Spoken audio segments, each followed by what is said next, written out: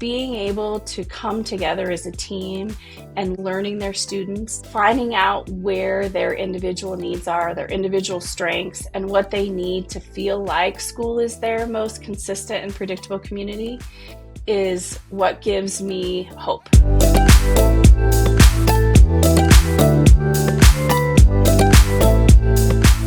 Hello and welcome to Mindshift, a PLCS Empowerment Collective podcast, and welcome to Season 2. This is our second season of the podcast, and if you were with us last season and joining us again, we're excited to have you back.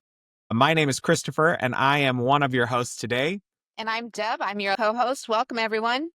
And today, we're talking about really one of the aspects of back to school that I think is most important, and that's attendance. And I have a son who's 5 now and in his official preschool year before school starts. And it's funny because we're only at the beginning of the school year and he already told me, "Oh, I don't want to go to school today." And I was like, no, that's not, that's not how that works. And today we have an expert with us to talk about attendance a little bit. So why don't you go ahead and introduce yourself? I'm so glad to be here. My name's Tracy Penrod McCormick. I'm a licensed clinical social worker with the district of Papillion La Vista Community Schools. And Tracy, you have a new role this year, don't you? I do. I am the attendance social worker. So I focus on looking at our systems and supporting our students and families in their attendance. So I wonder if you could define for us what you mean by attendance. And I think what I used to hear a lot was truancy, but we don't use that word anymore.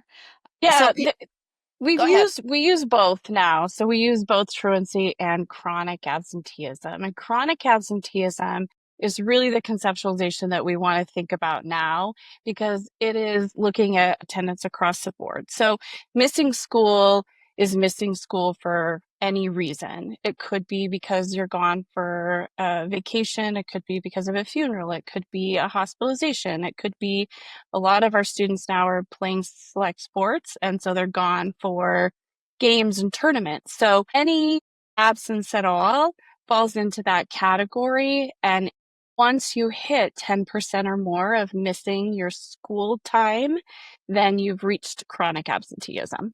And that is a different way of thinking about it. It was, did your parent or guardian call and tell the school you were allowed to be gone? Or were you skipping school? And that was kind of the difference in excused and unexcused absences. But what you're saying is that some of these things that are excused absences, your parents did call, they still contribute to chronic absenteeism. And I know I kind of jumped in here, but talk to us a little bit then. What is the difference between chronic absenteeism and truancy? You're absolutely right. It's both excused and unexcused is what falls under that chronic absenteeism. And we look at that 10% of missed school days as a marker because it indicates the potential for academic risk when we're missing that much instruction. So that's why that marker is really important to us. Truancy falls under those absences that are unexcused. Then at that point, then we have to look at what are the reasons for the unexcused absences.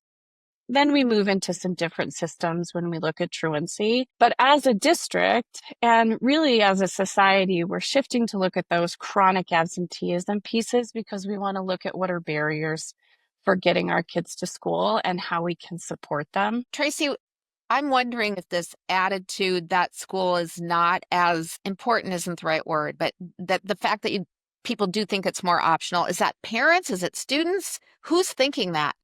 I think it's both. I think there were so many structures around if you can be here and if you couldn't.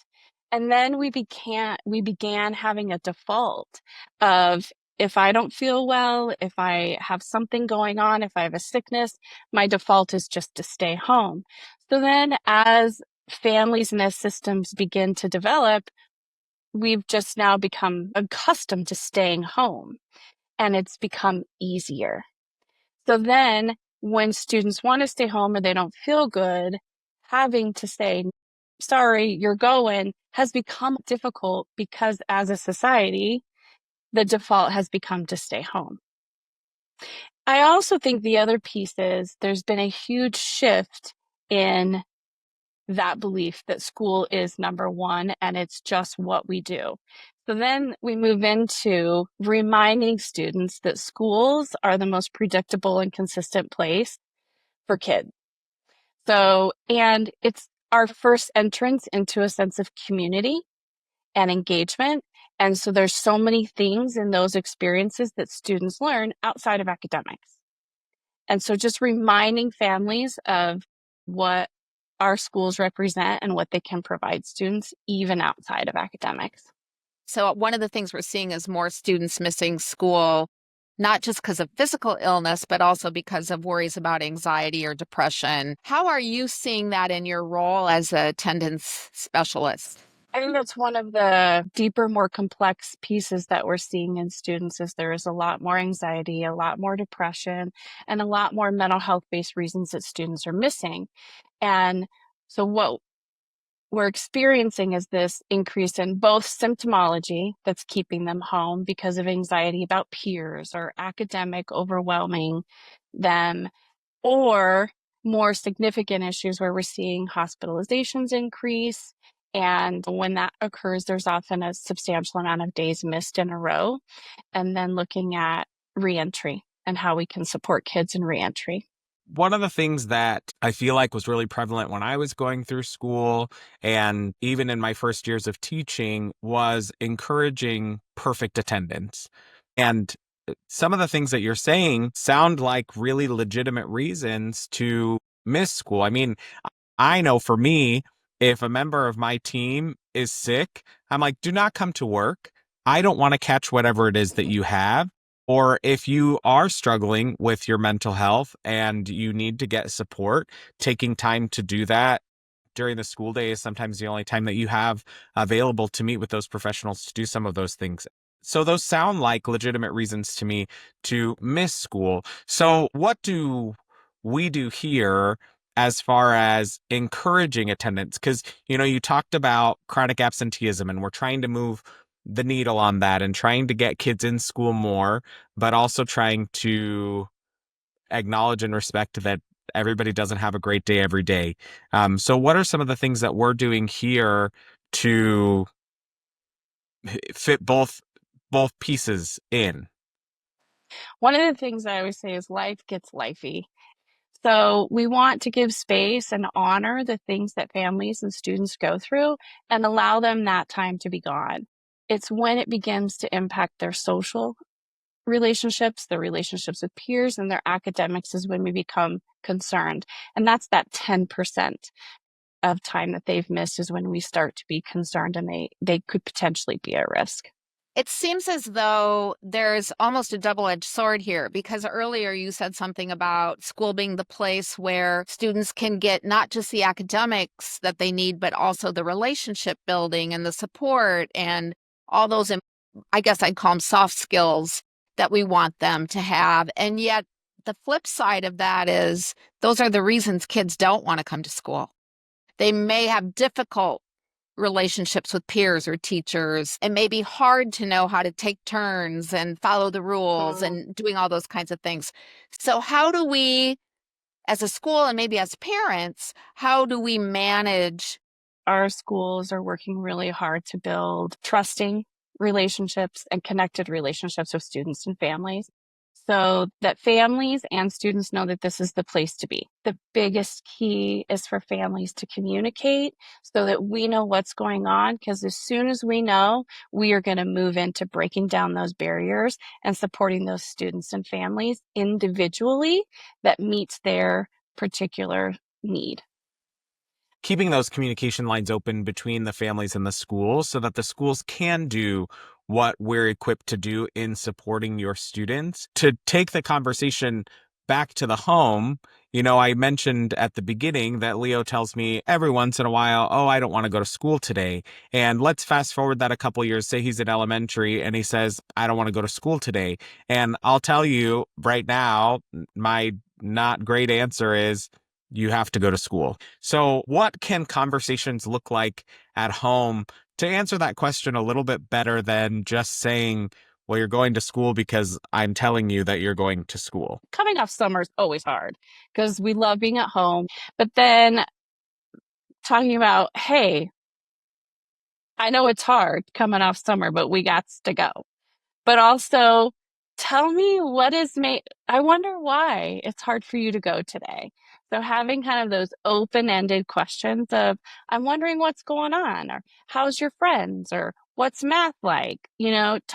Opening up that dialogue, not in an accusatory way, but in a curious way, so that they are feeling comfortable with that opportunity to share with you. Maybe there is a struggle. Maybe they are having trouble with a peer.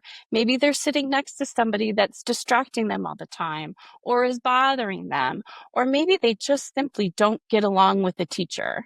And somebody at school needs to know about it so they can start some restorative conversations, both with peers or staff.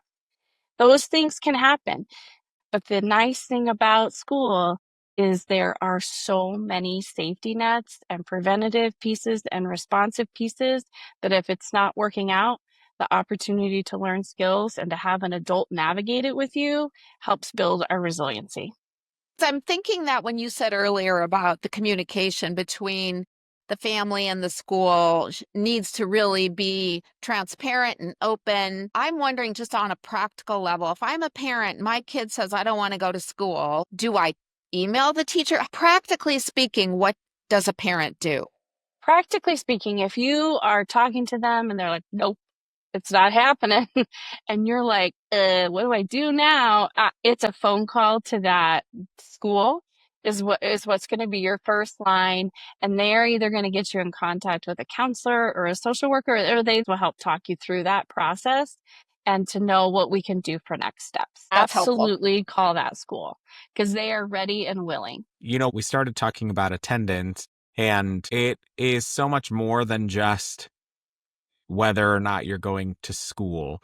It's what are you experiencing at home that could be impacting your desire, motivation to go to school? What are you experiencing at school that could be impacting your experience, that feeling of community, of whether or not you feel like you should be going there? So I like what you're saying about that, having those conversations both at school and at home, to shift away from you have to go to school to asking some of those questions or those wondering statements as to why do you feel like school is not where you want to be today. So I really like that. What happens when students can have more control over whether or not they go to school? Like once they start driving, or once they're older in high school and they have a little bit more control over their attendance. Do you have any insights into managing that as a parent? If you have that kid that really doesn't want to go to school and now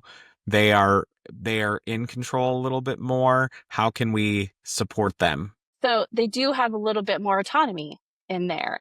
And that is a developmentally appropriate phase for them. And we want to nurture that. However, it's going back to those conversations with your student about, tell me why, help me understand, let's talk about the consequences of you being gone, and then help them start to negotiate and discern what is going to be best for them. We are coming close to the end of our time for this episode, and so I wanted to ask one more question. What gives you hope when you think about this? What gives you hope about honoring a student's authentic needs while still supporting their growth in school? I think one of the most lovely things about the human condition is that we are by nature curious, and we are by nature driven to connection. It's where we thrive. And so I know that our students in their own personal continuum are driven by that. And so being able to come together as a team and learn, which our school teams do so good at this, learning their students, finding out where their individual needs are, their individual strengths, and what they need to feel like school is their most consistent and predictable community is what gives me hope. Because I know that we can meet the needs of each one of these kids and make our schools be one of the most effective spaces for them to thrive and to become their best self. Well, I love that. and if it didn't sink in, The schools are here to support. The schools are here to Yes. support your students. The schools are here to support your families. So thank you so much, Tracy, for joining us today. And thank you for listening to Mindshift listeners. If you enjoyed today's episode, make sure you follow us wherever you get your podcasts. And you can visit our website at plcschools.org/Mindshift for more content and notes from each episode. And be sure to join us next week. We'll see you then.